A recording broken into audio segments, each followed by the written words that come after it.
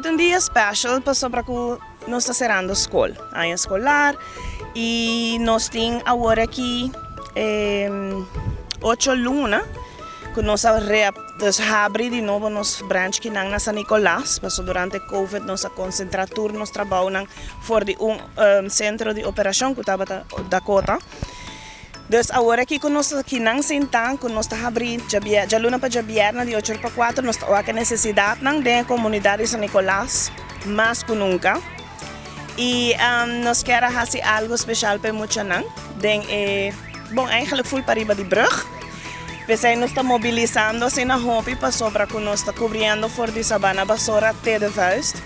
Então nós a decidir de preparar paquete ng pamucha. Ito mas manimita yung happy bag. Musa nota ungos significativo que também te ajuda para 2 dias so. Pero mucha também sentia especial. Ela acaba sua escola. Tem coisas ng echte que nós dedicamos nang dengan saco. E nós também está partindo sa aqui dentro 5 barrio. Nós também sa barrio na mais vulnerável para riba de brug.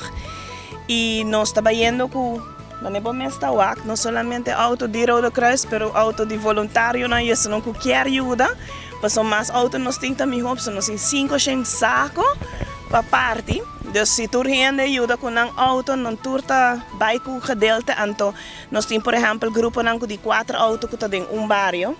Outro tá 5 autos de barrio, pero a ideia tá que 4 e meio nos turta vai ter barrio.